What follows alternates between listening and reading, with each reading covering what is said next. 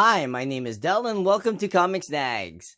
Okay, as you can see, I did put some footage here. I actually went to a small little Comic Con. It is called the San Fernando Valley Comic Con. And that's pretty much me walking inside, and that is all the footage I got. So let's go on to the comic books that I found inside. I'm sorry, I'm still very shy in like taking out my phone and videotaping what's inside these conventions. So please forgive me, but let's get on to the stuff that I found. Oh, and if you like my videos, don't hesitate to hit that like button, and if you are new to this channel, go ahead and hit that subscribe button over there. Okay, all right, let's get on to the fun stuff. Okay, this is what I found from one vendor. I bought 2 comic books from him. I bought them for $40.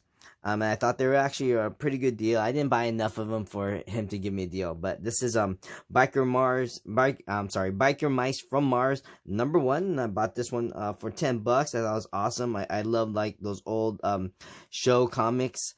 And so I'm glad I had this. There is spec that I think Ryan Reynolds is developing this one for a TV series. So hopefully that comes to fruition. So the other comic book I bought is The Boys from that vendor. So this is The Boys number, was it 3? Yeah, this is number 3, and this is a major key. This is the first appearance of, or the partial first appearance of the 7, and this is the first appearance of Homelander, the first appearance of Starlight, the first appearance of Black Noir, the first appearance of Queen Maeve. I love all these characters in the show, by the way. And I think this is a partial cameo of Teenage Kicks, who I don't believe has appeared in the show yet. So anyway, I do love this comic book. I'm glad I found it for $30. I thought that was kind of a deal. And so this other vendor, I got a half off book. So I bought this one for $10, and this is the new X-Men number 133, and this is the first appearance of Dust. And then I found this stack from this vendor, and I think I paid about 100 even for it. But there were some pretty cool comics. This is Heroes number 3. I bought it purely because it has this like sort of Comic-Con exclusive thing there, and it was in his like, I think it was like 2 for $5 a box. So I had picked up this one, and I also picked up this one here. This is Jay and Silent Bob number 1. This is the photo cover, and I do love photo covers.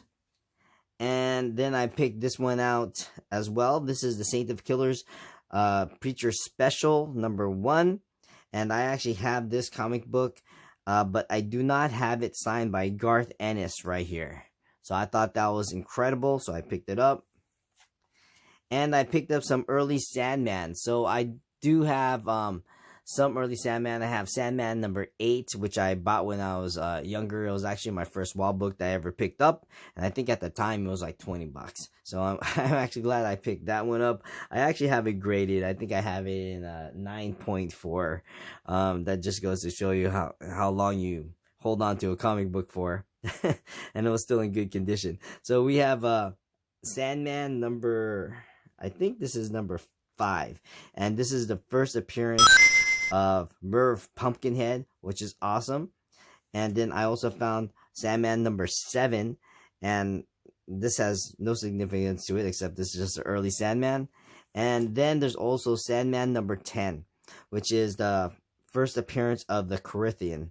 Like I said, I'm still looking for number 1. I go to these conventions now looking for number 1, hoping to find it as like one of my on the list to buy this year. And then this one I found here. I actually didn't notice it. Then me and the vendor were talking, and then he was like, "Oh, yeah, if you collect signed comic books, I do have like a comic book signed by Neil Gaiman and Chris Bachalo." I was like, "What, really?" And then I went in there, and he actually found it for me. And yeah, sure enough, this is a Neil Gaiman signature right at the top over here, and Chris Bachalo at the bottom. I have a couple issues signed by Chris Bachalo, not issues on comic books. And yeah, this is definitely his sig. The Neil Gaiman one, it's kind of hard to tell because I do have a couple of his, and this is almost like almost illegible to read. You can still make out the N and the E and the I, but then if you turn over the comic book, it does come with a COA, of it, and it says it's signed by Neil Gaiman and Chris Bachalo. So I thought that was awesome. Picked it up. All right. So this next deck I got from this one dealer, and I picked up 2 books that I had ready, and I hate when this happens because I don't mark it down on my list. I picked up 2 books that I actually picked up like maybe 2 or 3 videos ago, and I just forgot to mark it off. This is a Marvel Team Up number 64, and I've showed this one before, and this is the first interracial kiss of Misty Knight and Daniel Rand. It's like one of those things, man, you get into that fever of hunting, and then you sometimes you're like, oh wow, I want that, and you don't check your list. But you know what? I actually did check my list on this, and it wasn't marked. And I was like, oh, man. And I also picked up Master of Kung Fu number 100. And the only reason I like this issue is because it's got some inking done by Dave Stevens in it. So those are 2 that I previously had showed and I have, which are dupes. I don't know what I'm going to do with them. I do like the book, so maybe I'll just keep the better of the 2. All right. So speaking of Dave Stevens, this is The Shadow and Doc Savage number 1, and this is a Dave Stevens cover. It is actually gorgeous, so I'm glad I found this one. And I also found this one too. This is New Kids on the Block number 1. I just think it's awesome. This is like a band I grew up with, and you know what, man? This is total nostalgia. I hear those songs, and you know, I start humming along to it, you know, call me crazy or not. Same thing I do with like NSYNC and the Backstreet Boys. I mean, they're just classic at this point, right? So I'm not actually sure if this is their first appearance in comic books, because there's actually a couple books that were done in December of 1990. So it could have been like where like a whole bunch of New Kids on the Block, since they were so hot at that time, they just made several titles or a couple different titles with them in there. So this could be the first appearance. It couldn't, but it's got a great cover. All right, man. Now let's get on with the next one. This is DMZ number 1, and I just love the show that was on Netflix. Rosario Dawson. She's amazing. I love her and everything she does. And I picked this one up because, first of all, I didn't have DMZ number 1. Second, it is signed by the writer Brian Wood. And you know what? There was something very interesting too. When I sold it, when I brought it up to the vendor, he said that he actually put something in there. It said it was like some sort of letter of intent. You know, I've never actually opened it to look at it. So let's check that out. Let's see what this letter is all about here. What is it? Oh, so it's from Vertigo. Dear editor, producer, on June 7th, 2006, Indie Comics, darling Brian Wood and artist Riccardo Bercelli will release their political charge book, DMZ. Oh, this is like some sort of advertisement thing. They're trying to pitch this. Oh yeah, this is totally a pitch letter. This is the DMZ follows aspiring photojournalist Matty Roth. By the way, this is a minor key. This is the first appearance of Matty Ross and the other character. I forgot. Is it Zed? Maybe? I forgot. But anyway, this is outstanding. This is totally a pitch letter. It talks about the creators and what they've done. And what is this? Oh yeah, and it just gives you a little flyer of DMZ Volume 1, the ground issues. So actually, this is kind of cool that this is a sort of little add-on to it. So let's put it back.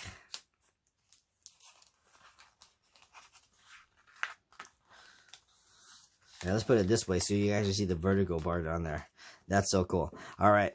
So then the other comic book I picked up from that vendor is Catwoman number 67. Of course, this is the Adam Hughes cover. Beautiful. And Infinite Crisis number 5. And this is a major key. This is the first appearance of Blue Beetle, Jaime Reyes, as well as I think Bart Allen dons the Flash costume for the first time. So I thought this was pretty cool. I've been looking at this for a while. It's always been like a $50 book. But then after the movie came and went, it dropped down to, I think, like 20 something. $25, half off of it. So I'm glad I picked this up. And I found it, man. It's a gorgeous copy. I always wanted this one. And then we have Wonder Woman number 172, and this is an Adam Hughes cover, and it's also a minor key. It's the death of Hippolyta. Well, she's Wonder Woman's mother. Okay.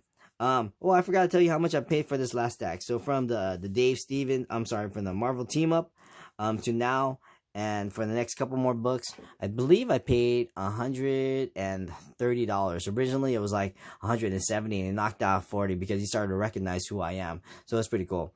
And then I also picked up the Amazing Spider-Man number 52 with this gorgeous Jeff Scott Campbell cover. I thought this was awesome. And let me see. Oh yeah, so this is Nelly. I cannot pronounce this for the life of me.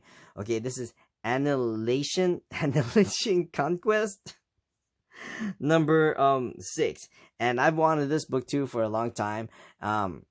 Unfortunately, he actually priced this a little bit high. He had this at $40. I always wanted to pay like $25, but you know what? I was there and he gave me the discount, so you know.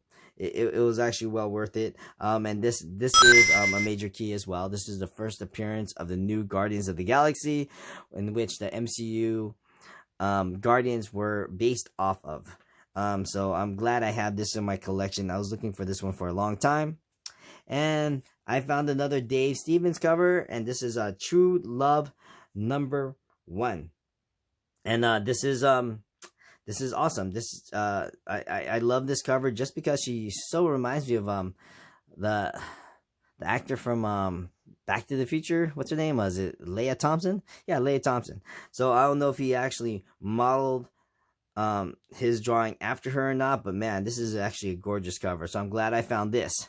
All right, so that was the end of that stack, and like I said, I bought those few comic books for $130, I believe. He knocked off like $40 off the original price. So you know, I'm glad I go to them all the time now. So every time I see him at that convention, this is like the second time I've been to it, and I've also been to like his warehouse sale. So he's starting to know who I am. So the final book that I snagged at that convention was this one. I couldn't leave without going without an X-Men book, and this is the Uncanny X-Men number 122.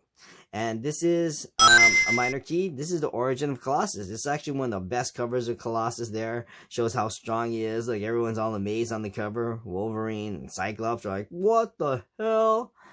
And so there you go. And that was the last snag of the day. This is actually going to be a shorter video. But then, because I didn't get the research done on the other stack. So anyway, I will see you guys next time. And like I said, go ahead and hit that go ahead and hit that subscribe button if you like what you see. And if you are a returning member, thank you so much for your support, and go ahead and hit that like button. All right, you guys, I'll see you next week. Take care. Bye bye.